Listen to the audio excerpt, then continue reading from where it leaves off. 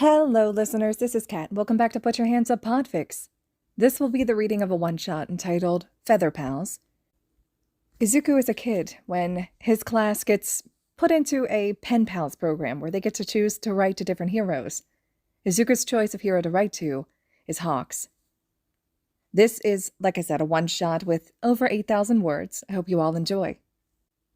All right, everyone, listen up. Unohana-sensei calls out over the chatter of the group of 6-year-olds, and they quiet down. Thank you. So, you've all made so much progress learning to write here in the last few months. I'm really proud of you. So today we're going to start a new project. We're going to write a letter to a hero, she says excitedly with a clap of her hands. Drawing out the suspense, and the room bursts into excited shouts. Quiet down, please. She calls out, and they do. It's called the Hero Pen Pal Program. There are a bunch of heroes who have agreed to participate in this program. I'll show you the list of who they are in a second. You can pick any hero, and I want you to write them a letter. It can be about anything, okay? Then you'll bring it to me, and I'll supply the envelope and stamp, as well as the address to their agency, and then tomorrow, after everyone has finished their letters, I'll mail them out. It might take a few days, but we should hopefully start getting replies back. Does everyone understand? She asks. Yes, Unohana-sensei, they shout. All right. Here's the list of the heroes participating in order of their current rank. I'll call you all up, a table at a time, to look it over, and then you can tell me who you're writing a letter to, she says. Table 1, come up calmly, please, no running, and pick your hero. It's okay if multiple people pick the same hero. They'll love all your letters, she adds. Izuku fidgets in his seat, waiting for his table to be called before walking up quickly. Feathers near vibrating with excitement at the idea of writing to a hero of his choice. He has to wait a second to get close to the list, others getting there first, and then he starts scanning before one stands out.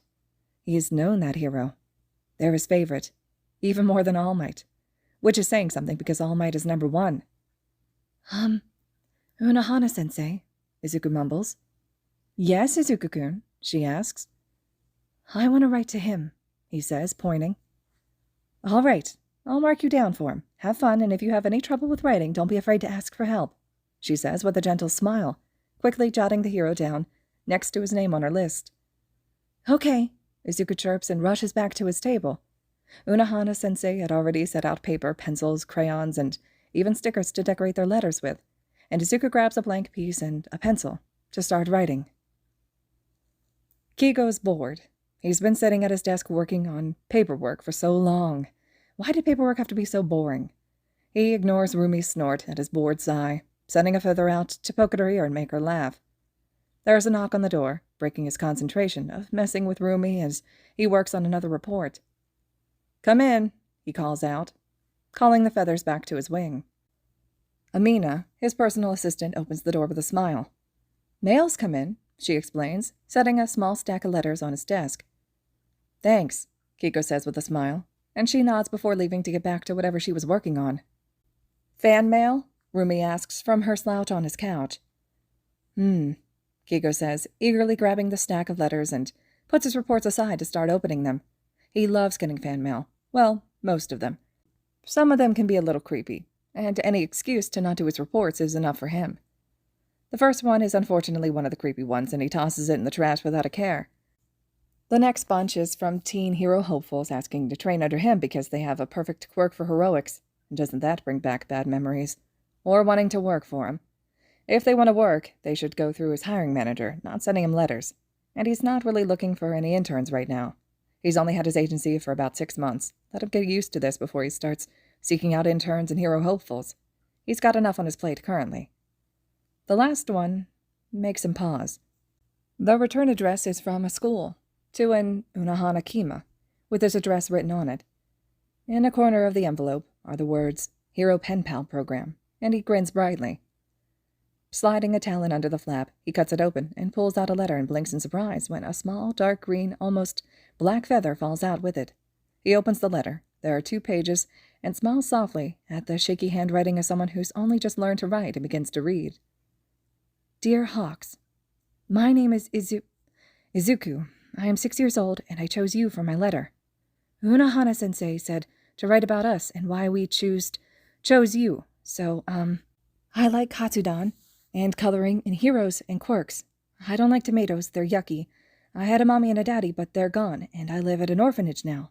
I miss them a lot, but I'm okay. I chose you because you have wings, and I have wings, and I haven't seen anybody else with wings like mine except you, and I really like your wings. Red is my favorite color. I drew a picture of me and my wings too, so you know what I look like. I put a feather in as well, so you could have one. It hurt a bit to pull it out, but since I haven't seen anyone with wings like mine except you, I figured you might be lonely like me sometimes, so I gave you a feather so you know you're not alone. I hope you like it. You don't have to keep it. I hope you'll write back. Izuku. Kigo pulls out the second page and sees the crude child's drawing of what he assumes is the boy, Izuku. It shows a mass of green, curly lines on his head and green dots for eyes, and what he assumes are supposed to be his wings behind him.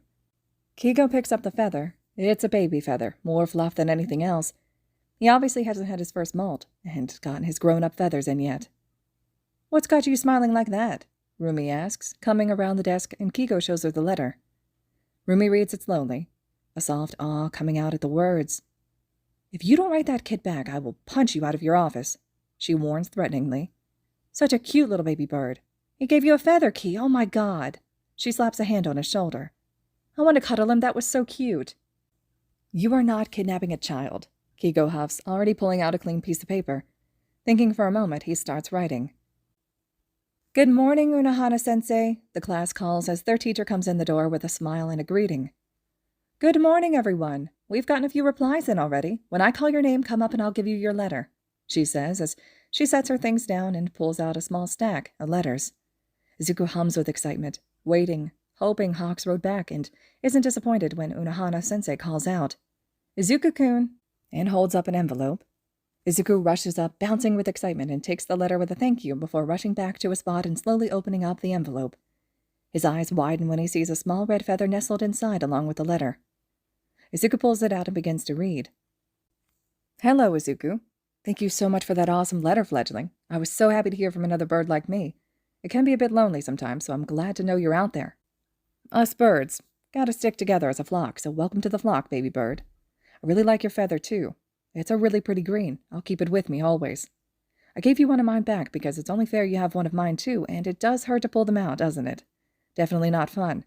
My feathers are special, though. Keep it on you, and if you ever need me, no matter what it is, break it and I'll come find you, okay, fledgling? Even if it's just you feeling really lonely and needing a hug, I'll come. As for me, well, my favorite food of all time is fried chicken. If I could, I'd eat it all the time. I don't like tomatoes either, so we can definitely agree that they are super yucky. I also like to fly. Maybe one day we can go flying, fledgling. I'll show you how if you don't know how yet. I really don't like boring paperwork, but being a hero means doing both fun and boring things, so I'll survive. Also, my friend wants me to say she says hi. She's a hero like me, and her name is the rabbit hero Mirko. She says she hopes that you have a wonderful day. If you would like, you can keep writing to me, baby bird. I'll always be happy to get a letter from you. Hawks." Izuku nearly bursts with happiness at the letter and stares down at the red feather on this table.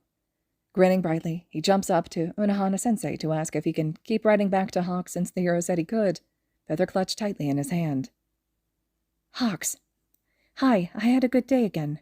Unohana-sensei even let me pick from the treasure chest for being so good, and I got a bunch of hero stickers, and there was even one of you. I don't know what I want to put them on yet. My wings have been really itchy lately, and I lost a few feathers last night. Do you know what that means? I don't want to lose my feathers. I can't fly then. I saw your fight yesterday with that villain. You were so cool. I hope you didn't get hurt. If you did, I hope you get better soon. Izuku." Fledgling. If your wings are itchy and you're losing feathers, it means you're about to go through your first molt. They suck, but you will get your feathers back. Your baby feathers are coming out, and your adult ones are coming in, like our teeth. It won't be very comfortable, but a necessary part of being us bird people. I had a molt a few months ago, and it was so uncomfortable. If it gets bad, a nice warm shower or bath can help. If it gets really itchy, you can scratch, but do it carefully so you don't hurt any new feathers that might be coming in. I didn't get hurt, thankfully, though it was really close. Thankfully, I had some help from my sidekicks, so it wasn't as hard as it could be. Thank you for looking out for me, baby bird. I'm glad you're keeping an eye on me. Keep me updated on your wings and feathers, okay? Wing care is important. Hawks." "What is he so excited about?" Nishiya Kamui Woods asks from his spot in Hawks' office.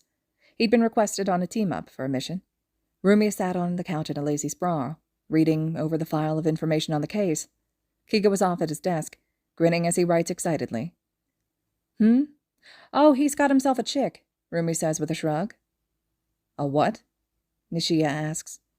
A chick, a baby bird, an eyas, a fledgling. Rumi starts listing off with a grin. When did Hawks get a kid? Nishia asks in shock. Oh, they're not his. He pseudo-adopted them. They're pen pals, Rumi explains. Oh, that, Nishia says with a sigh of relief. I'm surprised he'd keep writing. Us bird folks stick together, Kigo calls out, gold eyes glancing up at them. Besides, he gave me a feather. I can't not write him now. He goes back to writing a reply. Kigo, we went to a big park today for a field trip and walked on the trails there. It was so pretty and fun. I saw a bunch of birds in the trees. I wanted to say hi to them, but they flew away. One even had blue feathers. I didn't see any with green or red feathers, but that's okay. They were still so pretty. I even picked some flowers. I put one in the letter. It's red like your wings. Guess what, Big Bird? My birthday is in 3 days. I'll be 7. Sensei said she'll give me a special treat since it'll be my birthday. I can't wait. When is your birthday? I bet you get lots of presents on your birthday and eat so much fried chicken. Have a good day, Big Bird. Izuku. It's nearly the end of the day, the last hour before he has to go back to the orphanage when Unohana-sensei stands up. All right, class, I know we're almost done for the day, but there is still one thing left to do today, Unohana says with a smile. We have a couple of guests coming in for a short visit. Please be on your best behavior, okay? She says, and the class agrees. She walks to the door and opens it, sticking her head out. You can come in now. The door opens further, and the class goes quiet as 2 heroes come walking in. Izuku's eyes are wide in shock, recognizing both of them. Hello, everyone, Hawks greets with a big grin.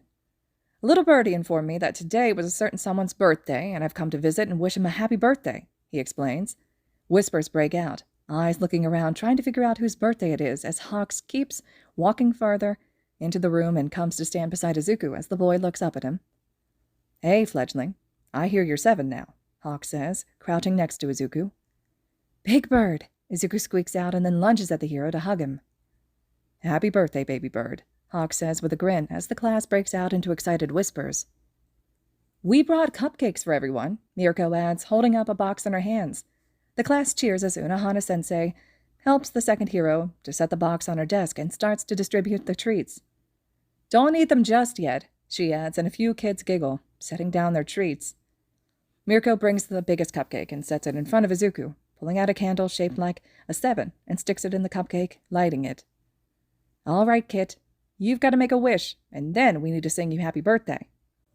Pulling back from Hawks' loose hug, he nods with a big teary grin and frowns before bending forward and blows out the candle to cheers as the class breaks out into the birthday song, Hawks and Mirko joining in. Let's eat, Mirko says with a laugh, taking one of the 2 she had grabbed for her and Hawks, and proceeds to smash it into the winged hero's face. Izuku and the class gasp before laughing, Izuku giggling at the look Hawks sends Mirko. He pulls the cupcake off his face, taking the proffered napkin from Unohana-sensei, and wipes the frosting off before taking a bite, looking down at Izuku and winks. Reaching for his cupcake, Izuku takes a bite and hums in enjoyment. The rest of the class is spent with the other students firing questions at the 2 heroes as they sit with them, Izuku tucked into Hawks' side. Finally, the bell rings, and they reluctantly get up to grab their things before leaving. The 2 heroes, Izuku and Unohana-sensei, stay back as the other kids leave with excited chatter. Well, birthday boy, was that a good present? Hawks asks, looking down at Izuku. It was the best, Izuku cries, jumping up to hug the seated hero again, small arms tight around his neck, as Hawk hugs back as well. Thank you, Izuku whispers. My pleasure, baby bird. What did you wish for? Hawks asks, as Izuku pulls back. Well, to go flying with you one day, Izuku whispers, fidgeting with his fingers as he looks down. Hawks grins.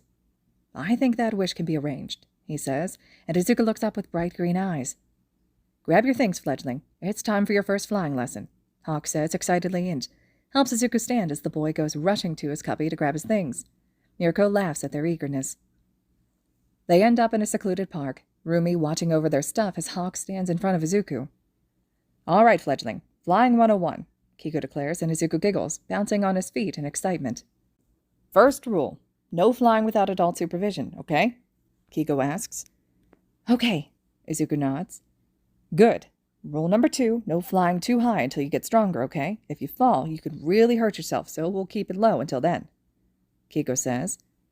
Okay, Big Bird, Izuku nods. Good. Now, spread them wings for me, baby bird. Let's see what we're working with, Kigo orders, and Izuku giggles, small wings unfurling from his back. They're darker than his baby feathers had been, black with an iridescent sheen to them where the light hits them, turning the black to green. "Oh, those are pretty, Kit," Rumi calls out, and Izuku giggles again. Kigo walks around the boy like an officer inspecting his troops and reaches out, running a finger through a patch of feathers before bending and tickling his sides, making the boy burst out laughing, wiggling to get away from clawing fingers. Laughing, Kigo stands back in front of him. "All right, baby bird, follow my example. I'll show you how you should flap your wings. Watch closely." Kigo tells him, and Izuku does, with his eyes focused as Kigo unfurls his own large wingspan and begins to demonstrate how to create lift with his wings, kicking up a bit of wind with each beat until he's hovering a few feet off the ground. "See?" Kigo says before landing with a thump. "I'll hold your hands, and I want you to try that. Try to flap them at a steady pace, not too slow, not too fast. We'll work on more advanced stuff later, but for now, we just need to get airborne," Kigo instructs. Nodding, Izuku holds his hands and begins to flap his wings, a little frown of concentration on his face as he beats his wings steadily. Slowly, inch by inch, the boy rises, held by Kigo as his wings beat a little unsteadily, but getting the hang of it quickly. "I'm flying!" Izuku cries out excitedly. His excited shout disrupts his flapping slightly, and he drops suddenly, Kigo easily catching him as the boy giggles. "Did you see that, Big Bird?" Izuku asks excitedly. "I most certainly did. Good job, chick. You'll be soaring in no time. Want to try again?" Kigo asks, and Izuku nods, letting the hero set him down before they try again. It takes less time for him to get the rhythm right, and he flies up a few feet before Kigo lets his hands go, and the boy is flying a little higher, though he remembers Kigo's rule and doesn't go up too high. Kigo follows with a grin and a lazy flap of his wings. "Look at you, baby bird, flying like a proper bird." Izuku giggles, but his wings are slowing, no doubt tired from so much exertion, and Kigo easily scoops him up with a laugh. He lands near Rumi, who laughs at their flushed and excited faces. "Hey, Rumi, we'll meet you at the restaurant, okay? I've got a wish to make true here," he says, and Rumi nods. "See you there, you two. Have fun, Kit," she says as Kigo bends slightly at the knee, making sure he has a secure grip on Izuku, and rockets into the air, Izuku screaming in excitement as they go higher and higher, the ground becoming so small. He can't even see Rumi anymore. "Ready, baby bird?" Kigo asks, looking toward the child who has his arms wrapped tight around Kigo's neck, little wings shifting and tilting, catching the wind, instincts helping him understand what he doesn't know yet. "Yeah," Izuku nods with a grin. Grinning back, Kigo tilts to the side, and they go into a shallow dive. And Izuku screams in his ear excitedly as they fly through the air. Kigo slowly making their way towards the area where they plan to grab some food with him before taking him back to his orphanage. Izuku hugs him tighter, and over the wind, Kigo hears, "Thank you, Big Bird." It's a month later that Kigo finds himself in the Musutafu area after getting out of a meeting with the commission. It's still pretty early in the day, just after lunch, and he decides he has enough time to make a pit stop before he has to head back to his agency. So, flying through the sky, he hangs a hard right and aims for a place he's only been once before. He's not in uniform, thank fuck, or he'd have already attracted fan attention, when he lands and aims for the front door of the Yamani orphanage. It's an average-size orphanage. It's in need of some repair, but overall, it doesn't look too bad, though Kigo still eyes it up as he waits for someone to come to the door. The red-haired woman at the door blinks in surprise, no doubt remembering him dropping Izuku off on his birthday. She probably assumed he only did it for the publicity and wouldn't be back. "Hello, Shimura-san. I was wondering if I could visit Izuku for a bit, since I was in the area," Kigo says, trying to be polite.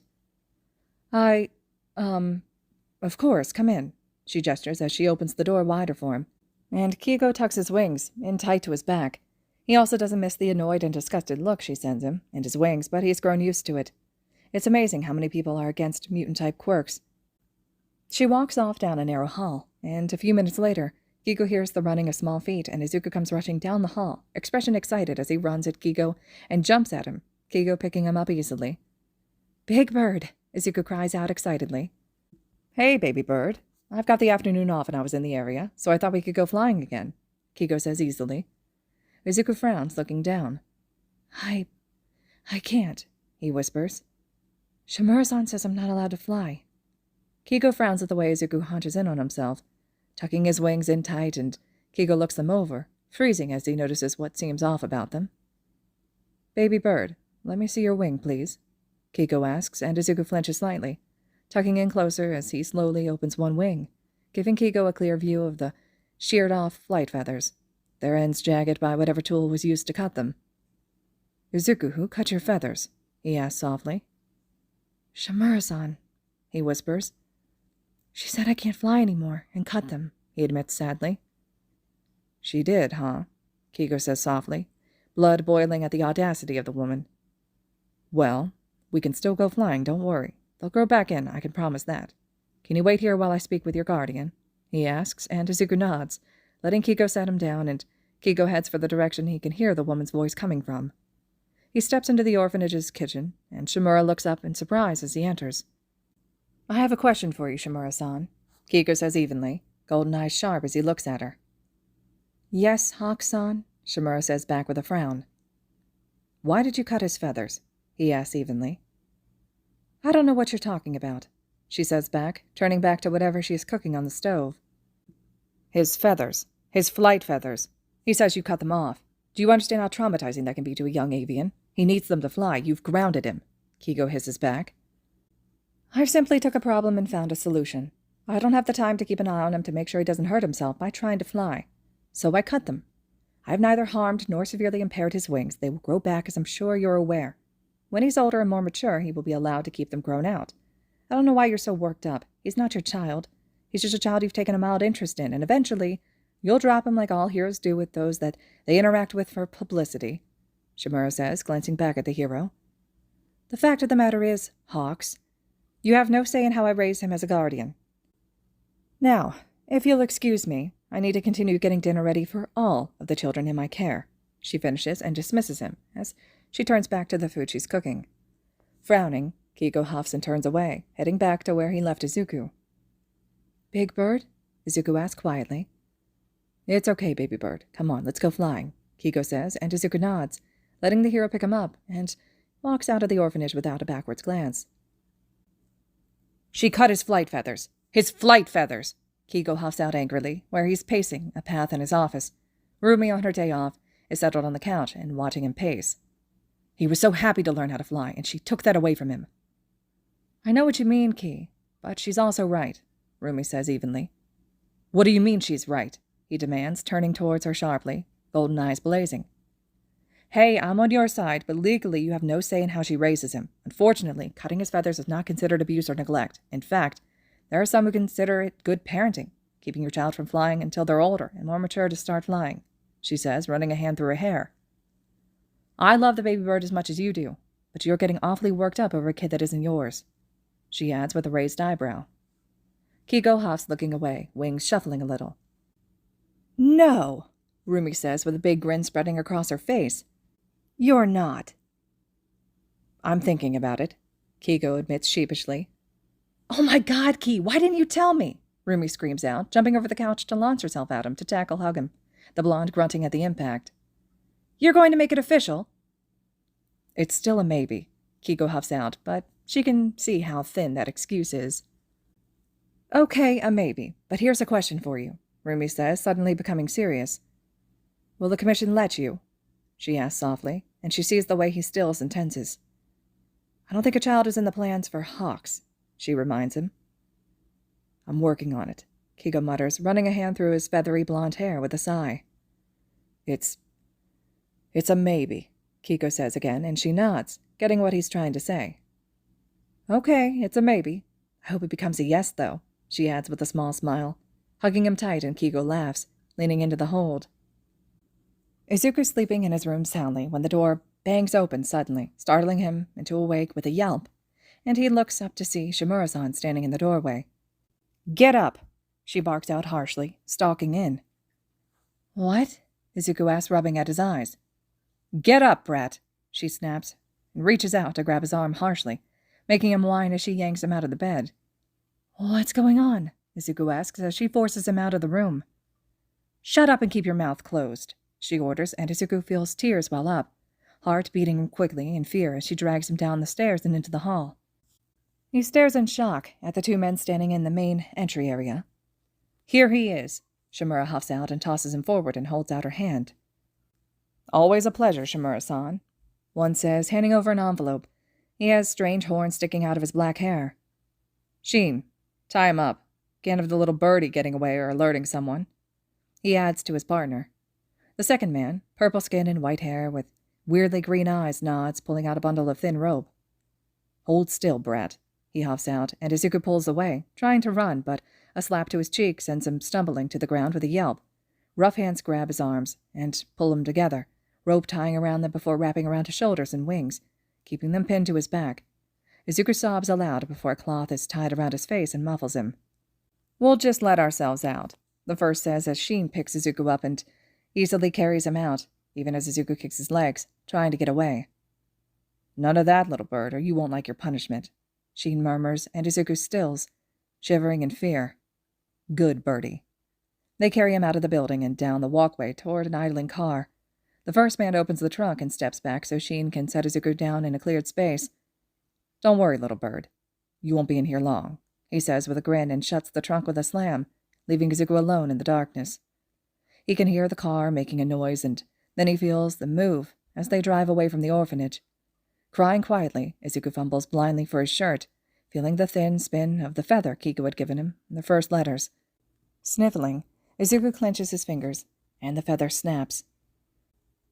Kiko sighs softly, listening to Tsukuuchi go over the information they've gathered on a rather large drug trafficking ring they've been planning to shut down for months now.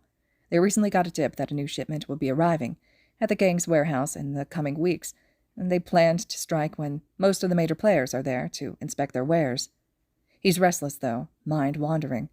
He keeps going back to Izuku in his conversation with Rumi. He's been considering adopting Izuku for a while now, but she's right about the commission more than likely being against him adopting the child. Hawks' cocky and arrogant persona doesn't include a doting father, and he's reluctant to bring the boy's existence into their line of sight. He won't let them get their hands on the boy, even if that means he has to keep his distance from the little bird. "Hawks, are you paying attention?" Eraserhead snaps at him, and all eyes turn to look at him. Sorry, my mind wandered," he mutters, running a hand through his hair and nods for Tsukuuchi to continue. "Everything okay?" Rumi asks softly, resting a hand on his arm.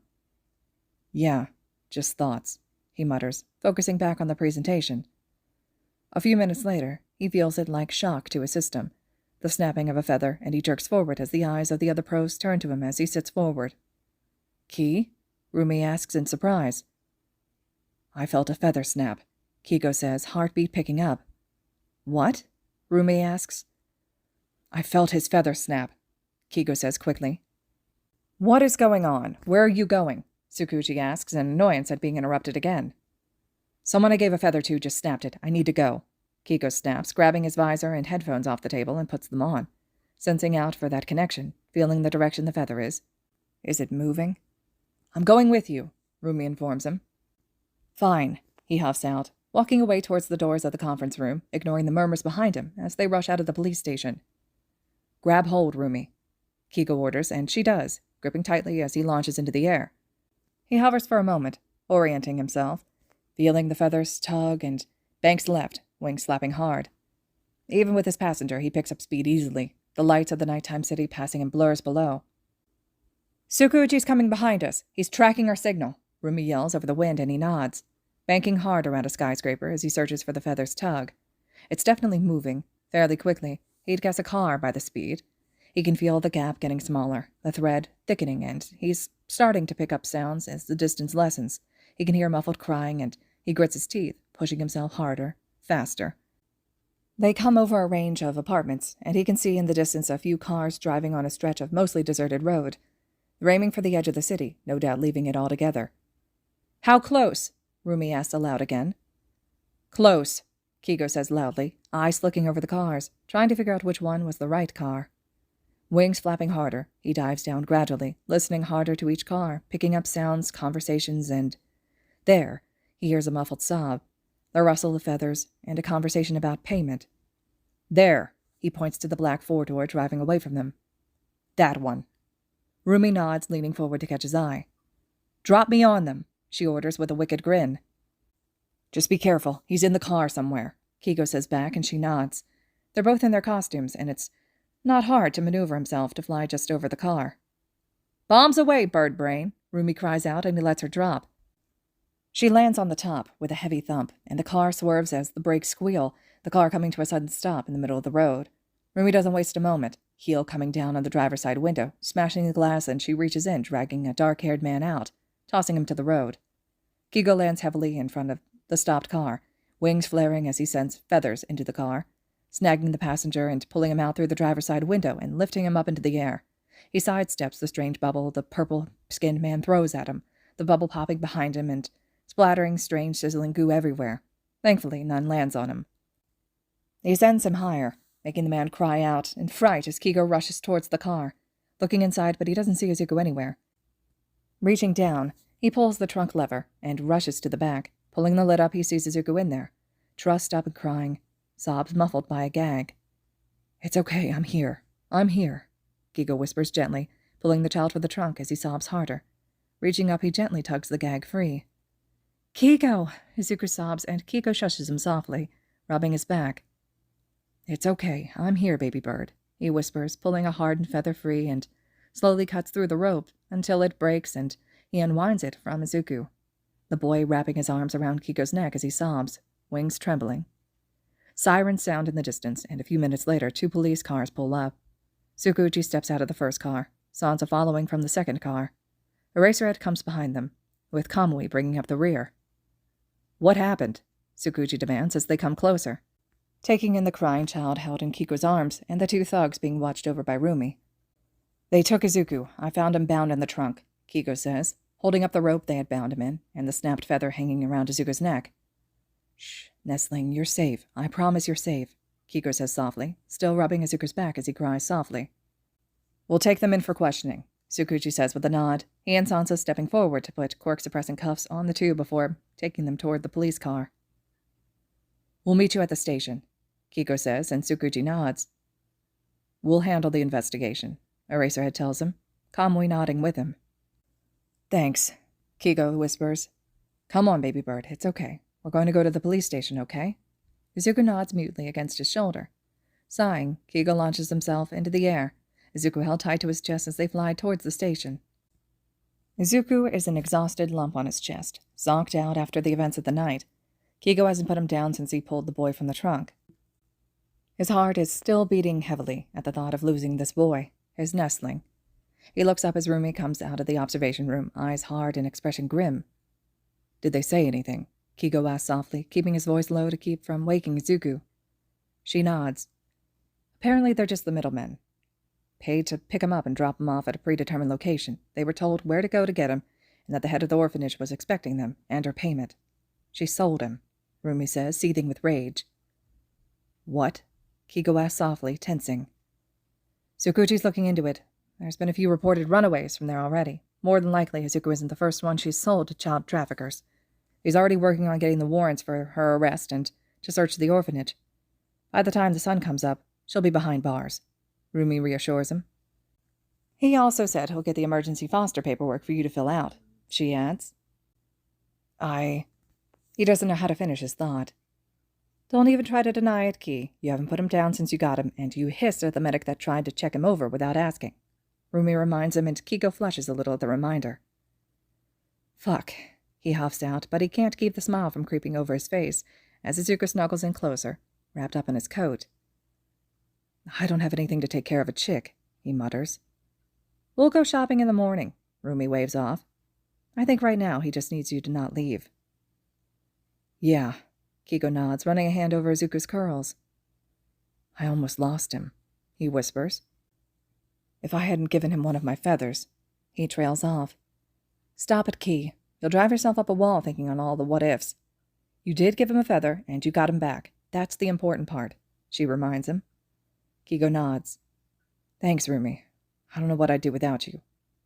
"Probably work yourself to death," Rumi mutters as Tsukuchi comes out of the interrogation room. The 2 follow behind in cuffs, led by 2 other officers, towards the holding cells.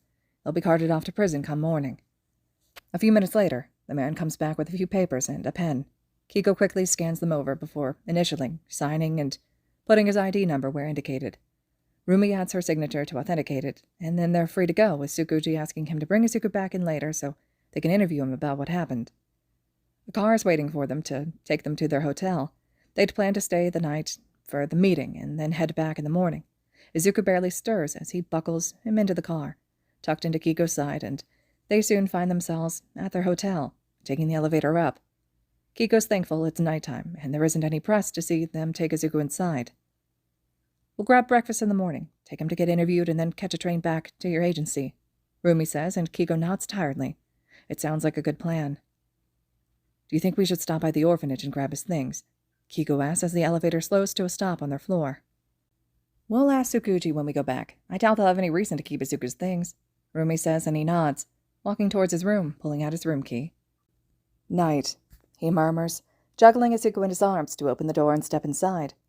Rumi waves back as she enters her room across the hall, and then it's just him and Izuku.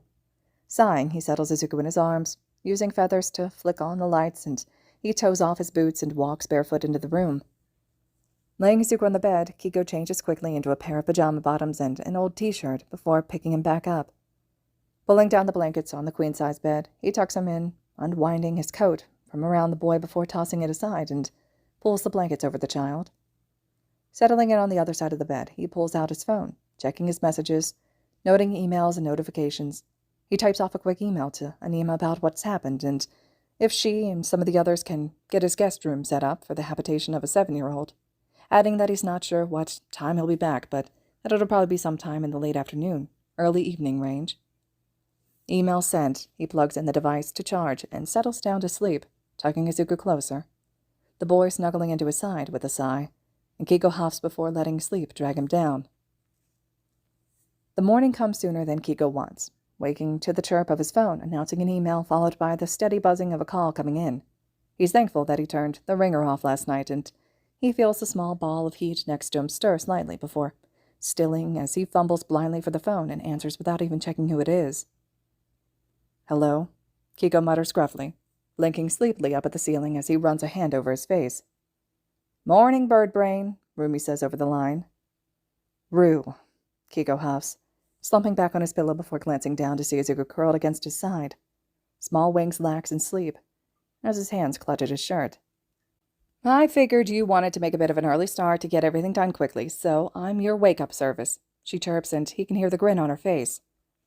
Ugh, he groans. Even after years of waking early, he still hates it.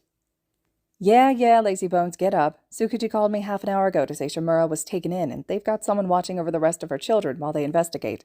He's going to be in his office most of the morning going over what evidence they have, so we can just head over once we're all more awake. I also stopped by a small shop and grabbed a change of clothes for the kid since he's only got his pajamas right now, Rumi adds. You're a lifesaver, Kiko huffs out. I know. All I demand is to be named Auntie, and I will be appeased, Rumi says, and he laughs softly, reaching down to run his fingers through Izuku's messy curls. I think you already are, he admits. I'll come get the clothes, and then we'll be ready in about half an hour, he says. I'll hang them on your door handle and meet you down at the restaurant to grab breakfast, Rumi says. Actually, can you bring something up? I don't want the press getting word of Izuku just yet, and I know someone's going to take a picture if we go down there with him, Kiko asks. Sure thing, Feathers. I'll bring a bit of everything for all of us, Rumi agrees easily. Thanks. See you soon, Kiko says, and she confirms before the line cuts out. Groaning, Kiko pushes himself up, slowly untangling from Izuku, the boy whining softly at being disturbed. He hears Rumi stop by his door, the rustling of a plastic bag announcing the arrival of some clothes for Izuku, and then she keeps going, and he faintly hears the ding from the elevator. Standing with a huff, he meanders over to the door and opens it a crack to grab the bag and tuck it back in. Pulling out what Rumi grabbed, he groans internally at the Hawks merch she bought, a red t-shirt with Hawks written in gold letters, with a few gold feather silhouettes, a red hoodie with wings attached, and a pair of tan shorts in a similar style to his hero costume. There's a pack of underwear and socks inside as well, since they don't have anything for him to change into, and a pair of red sneakers.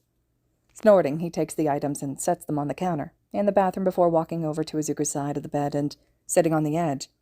Taking a feather, he starts running it over Izuku's cheek, ear and nose, making the boy frown in his sleep as he sleepily swats at it.